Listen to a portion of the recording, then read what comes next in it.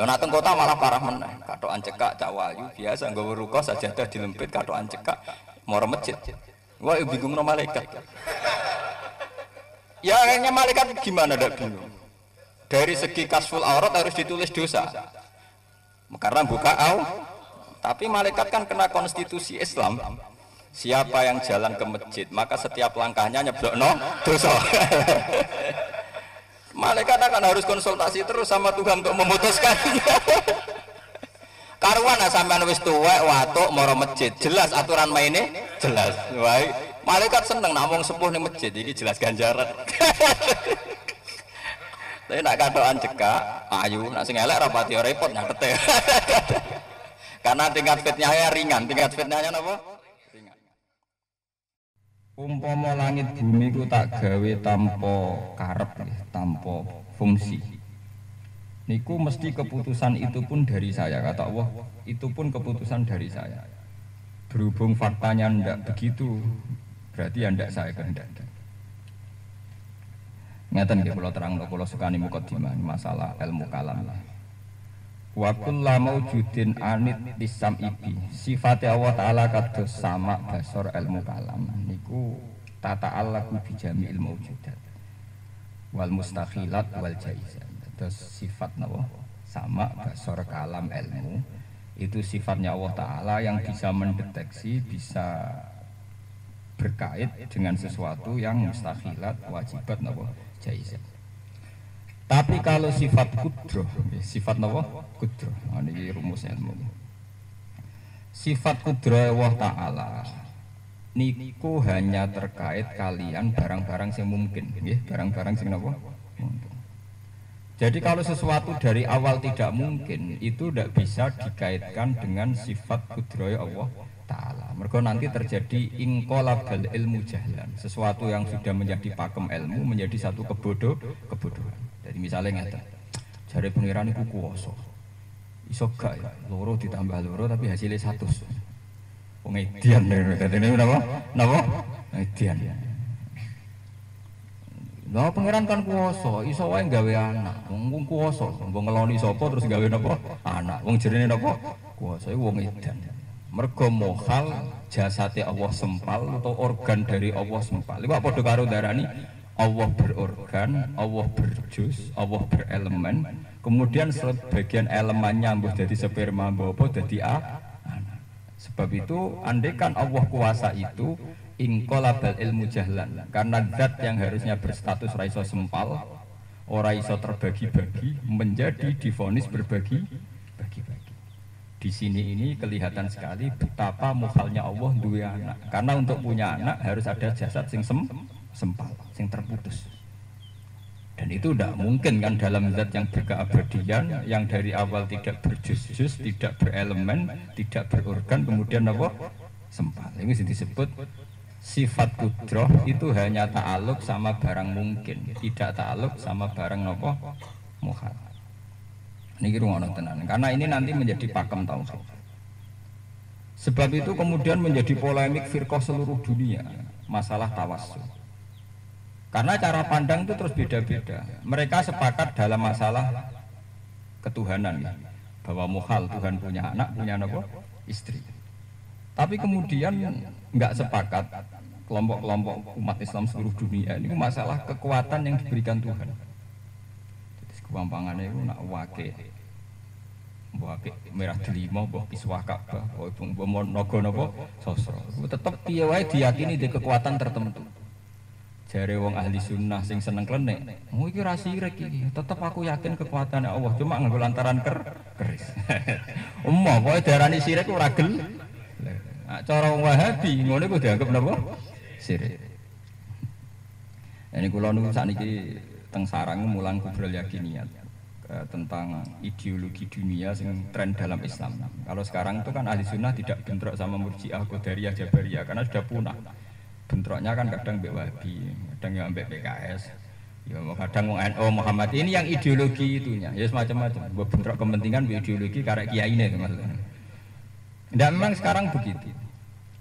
Itu sekarang kan menjadi firqah macam-macam. Ada ekstremis yang cara berpikir jihad terus, ada sekuler yang cara berpikir halal terus, ada liberal, gak ono sing haram blas. Terus firqah Islam itu macam-macam. Di sana kayak pulau mbek sampean gak jelas blas. Jadi kayak aku mbek sampean Islam apa sih? Darani ahli ya ora jelas. Darani kiri sawangane Pak sepeda motor, darani sugih kredit kan bingung lho. Darani keluarga sakinah bidina tukaran. Tapi darani rasa kinah ya tukaran lah nak ada anak terus.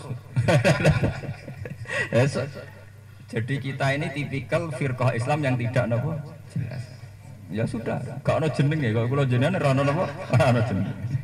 Ya tapi ya urip. Piye wae terdaftar untuk jatah rezeki. Jadi ora jelas lah tetep napa? Urip.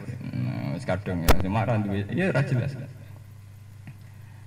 Lah niku nyek-nyekane niki kisah nyata ya. Nyek-nyekane Wahabi saniki kalian ahli sunnah. Sebetulnya Wahabi itu masih ahli sunnah, perlu dicatat. Makanya organisasi yang saya hormati itu terutama kata NU Muhammadiyah, karena dalam konferensi Islam seluruh dunia NU Muhammadiyah itu masih kategori apa? Ahli sunnah, termasuk Wahabi itu kategorinya masih ahli sunnah wal jamaah. Karena di konferensi itu jelas ciri utama beda itu kalau sabtu sahabat. Wahabi sangat menghormati sahabat, begitu juga Muhammadiyah. NU juga sangat menghormati sahabat. Tapi NU dengan Wahabi itu bersih tegang nenggone masalah tawasul. Masalah apa? Tawasul. Kulo nu nate teng raudhah, suwae nak wong golongane wong-wong kita ning gone raudhah mesti tukaran mbek askar. Nggih to, kudungo nak kesuwen niku sih sirik suwae golongan. Akhire malah ana wong sing akali pangeran. Mergo nak maca Quran kan oleh, tapi nak ndonga iku ora oleh. Mergo kuwatir nganggo primbon. Nganggo napa? Lho kula dikonco kata sing mondok Mekah ini cerita lucu, wadah mondok Mekah. Jenenge santri rata-rata ngidolakno manakib. Nggih, manakib te kitab-kitab golongane mujarrubat. Pak Muwa niku mbek teng imigrasi disita tenan. Nak disitane Gus ora tersinggung, bareng imigrasi disahadatno. Wajahe maca muin iso gara-gara difonisi rek teng imigrasi napa? Disahadatno. Karena untuk masuk Mekah harus orang yang tidak musyrik. Lah wong sing nyekel ngono tau dianggap napa? Musyrik. Meruntus bentuk tersinggung ngempet mangkal disahadatno. Islam mulai bayi napa? Disahadatno. Jadi memang kalau mereka menvonis itu ekstrim betul masalah napa? Tawasul. Kita dengan Syiah itu beda sekali masalah sabtu sahabat. Syiah darani Abu Bakar mal'un. Abu Bakar dianggap gasap khilafahnya Ali, gasap kepemimpinan Abu Ali. Sehingga antipati Syiah jenenge Abu Bakar Umar. Sehingga hadis-hadis tentang Aisyah, tentang Abu Bakar itu hadis ra bener kabeh cara napa? Lane sejarah itu mesti berulang. Memang kalau menurut sejarah Islam masuk Indonesia itu lewat Syiah Zaidiyah. Syiah yang tidak sabu sahabat tapi percaya tawasul. Dan delalah kersane Allah niku lewat Gujarat, India.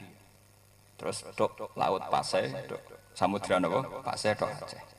Orang India itu akidahnya fanatik ahli sunnah wal jamaah, tapi gak fanatik aurat. Ngene wong India iku jilbaban tapi wetenge blodor. Mulane kula sering digojloki tiyang Syiah. Kula nggih gadah kanca Syiah, kathah Wahabi. Pak Bah, kalau kita salah akidahnya akan masuk surga lewat jalur aurat. Karena orang Iran apapun gendonya itu pakai cadar, auratnya normal.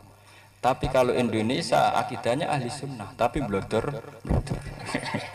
Loh iya, Dewi Persik, Krisdayanti itu ahli sunnah.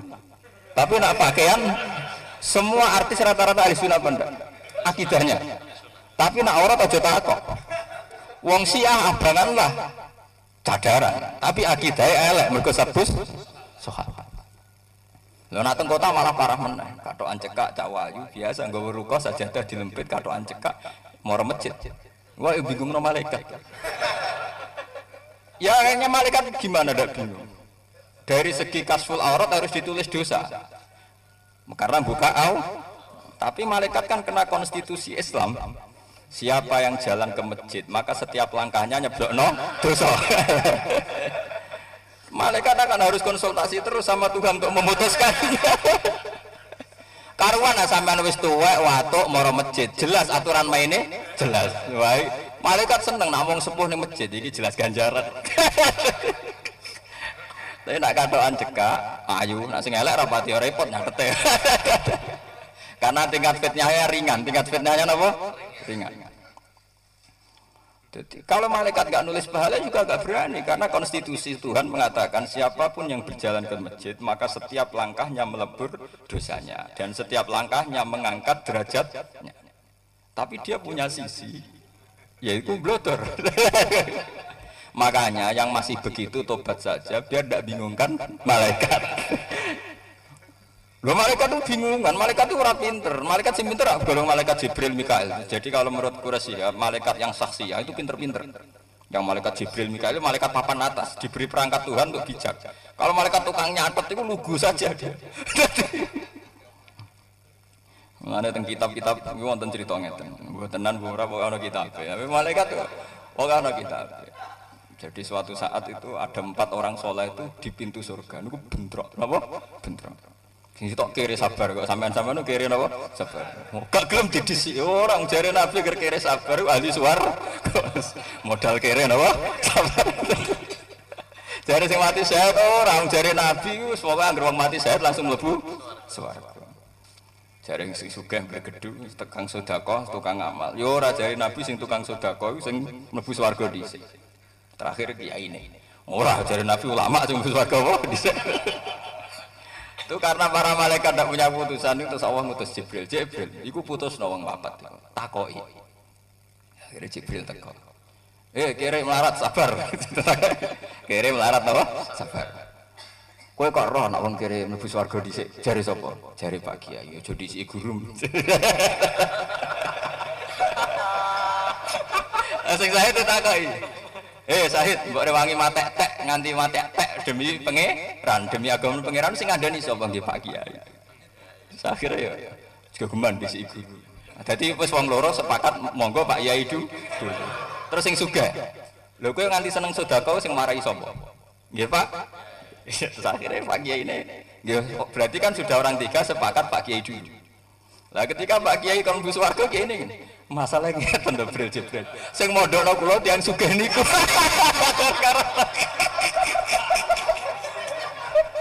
Sing gaweno pondok nggih tiyang sugih niku, sing mondhono kula nggih tiyang sugih. Sing nukono kitab nggih tiyang sugih. Akhirnya gelem ra gelem tadi kan suara sudah dipenuhkan ke Pak Kiai. Berarti Kiai ini sudah punya otoritas.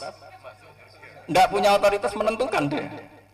Ketika dia harus masuk surga awal, dia ndak enak sama isu. Gitu. Masalahnya ngeten lho, Bril sing mondokno kula niku tiyang sugih. Tapi yang jelas suara sudah di Pak Kiai. Nggih monggo sing sugih riyen. Jare sing melarat gremeng, pancet ae wong sugih. Ning donya ning akhirat menangan. Akhirnya sing melarat gremeng. Pancet ae wong sugih ning donya ning akhirat napa? Menangan. Lha nak cerita iku bener tenan prono. Niku nak bener tenan prono tenan apa? Dadi sing melarat gremeng pancet ae wong sugih. Ning dunya nang akhirat apa? Menang. Wah nak cerita-cerita ngoten niku ya pokoke senine ilmu. Jadi ulama hiburane ya cerita ilmu. Kowe ngono hiburan ya ora karo-karuan. Jadi ulama itu ya enak ya ora. Enak itu hiburannya murah. Sinau senam intelektual gitu apa? Senang. Nah hiburannya sampean malah bayar bareng, malah repot. Jadi paham gitu. Terus niki nggo pengetahuan. Jadi barang mungkin ya, mau balik malih teng kudroh. Kudroh itu hanya berta'alluq bersentuhan dengan barang mungkin. Karena nanti kalau tidak demikian ingkolabal ilmu jahlan, sesuatu yang menjadi maklumat ilmiah jadi keputusan ilmiah jadi jahlan. Jadi apa? Jahlan. Tentu satu pengetahuan ilmiah bahwa 2 ditambah 2 itu 4. Tidak bisa pepe Allah kuasa. Ora ya 2 tambah 2 ya 7. Berarti ketika pengiran edan 2 tambah 2 kok napa? 7. Justru itu karena barang mukhal tetap mukhal, tidak boleh kudroh bersinggungan dengan barang mukhal. Paham ini kan? Begitu juga tidak bersinggungan dengan barang wajib. Barang wajib itu masalahnya gini. Allah Ta'ala itu kan wajib wujudnya. Lah wajib wujudnya Allah itu karena reaksi sifat kudroh atau efek sifat kudroh apa dari Allah dari dulunya sudah wajibil wujud.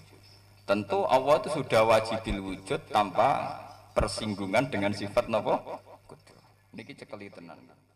Karena ini penting sekali nanti di bab-bab berikutnya. Gini ku otoritas syafaat.